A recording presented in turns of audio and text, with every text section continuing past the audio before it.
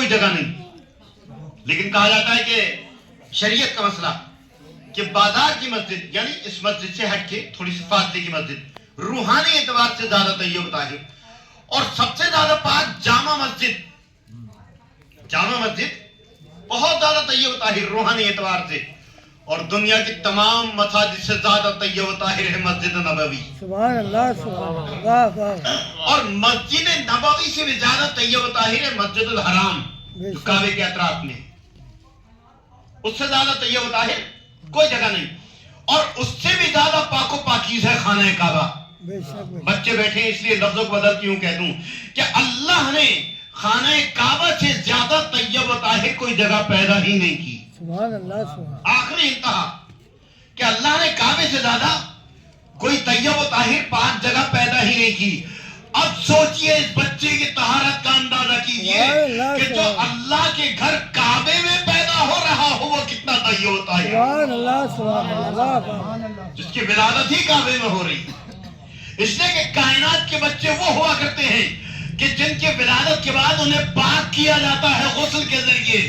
علی اس طاہر ذات کا نام ہے کہ جس کی ولادت ہی خانہ کعبہ میں ہو رہی ہے. سبحان اللہ سبحان اللہ. واہ واہ واہ. شان سے آپ کی ولادت خانہ کعبہ میں ہوئی.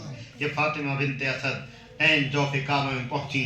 مولا علی کی ولادت ہوئی 3 دن کے بعد. جس وقت میں مولا کائنات کو رسول اسلام نے آ کے اپنے دست مبارک پہ لیا. آپ نے توریت سنائی، زبور سنائی، انجیل سنائی، قرآن سنایا. اور اس کے بعد رسول اسلام بڑے اچھے انداز سے ان کے استقبال کرتے ہوئے انہیں اپنے بیت المقدس میں لے کر پہنچے. آج جب ان حقائق کو سنایا جاتا ہے تو دنیا کہتی ہے کہ پیدا شدہ بچہ کیسے ممکن ہے کہ وہ قرآن سنا دے، وہ توریت سنا دے، وہ زبور سنا دے، وہ انجیل سنا دے. میں کہتا ہوں عجیب بات ہے بھئی. معجزہ تو اسی کو کہتے ہیں کہ جو عقول کو حیران کر دے، عقلوں کو متحیر کر دے. اسی کا نام تو معجزہ ہے. لیکن میں زیادہ بحث کا قائل نہیں ہوں. اگر ایک انسان ماننے کو تیار نہیں ہے تو میں بھی اس بات کے لیے راضی ہو جاتا ہوں. اس لیے کہ بحث کرنا اچھی بات نہیں ہے. ایک آدمی کا کہنا یہ ہے کہ پیدا شدہ بچہ یعنی مولا کائنات توریت نہیں سنا سکتے، انجیل نہیں سنا سکتے، زبور نہیں سنا سکتے، قرآن نہیں سنا سکتے. میں بھی اس کے ساتھ ساتھ یہاں پر کھڑا ہو جاتا ہوں کہ واقعا تم صحیح کہہ رہے ہو کہ یہ پیدا شدہ بچہ ہے، یہ چاروں تحفے آسمانی کو نہیں سنا سکتا. لیکن کم سے کم اگر علی کے فضائل کا اقرار نہ کرو تو کم سے کم رسول کی اہانت تو نہ کرو. رسول کے فضائل کا تو اقرار کرو. کم سے کم اسی کو مان لو کہ رسول اسلام کے دست مقدس کا اعجاز تھا کہ اگر دست رسول پہ سنگریز آ جائے تو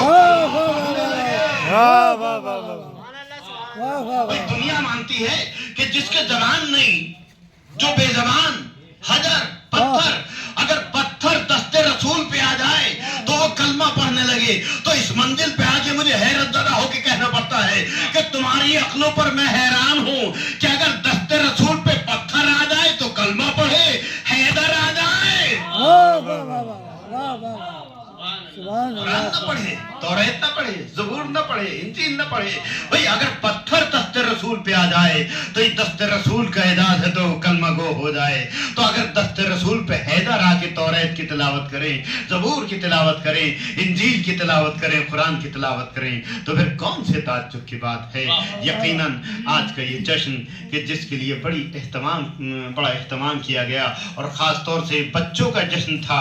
یہ اور بات ہے کہ وہ بچے اب بڑے ہو گئے اور یہ بڑوں میں تبدیل ہو گیا. لیکن بڑا اچھا سلسلہ ہے کہ بچوں کو انکریج کرنا، بچوں کی ہمت افزائی کرنا اور بچوں کو آگے بڑھانے کے لیے اس جشن کو منعقد کیا گیا. میں دعا کروں گا خاص طور سے بانیان محفل، اراکین محفل، حاضرین محفل، شعراء محفل، دامے درامے سخن قدمے، جس اعتبار سے بھی جو بھی اس محفل میں شریک ہوا ہے خداوند کریم اس کی توفیقات میں اضافہ فرما. بار الہ ہمارے اس جشن کی اور ان محنت کرنے والوں کی کاوشوں کو قبول فرما. مولا کائنات کے تصدق میں، ان کے طفیل میں جو مومنین و مومنات پریشان حال ہیں ان کے پریشانی کو دور فرما. جو بیمار ہیں انہیں شفاء کاملہ عطا فرما. جو حج و زیارات کے مشتاق ہیں حج و زیارات سے مشرف فرما. ہمارے آخری امام کے ظہور میں تعدیل فرما. ہمیں ان کے انصار و امان فرما.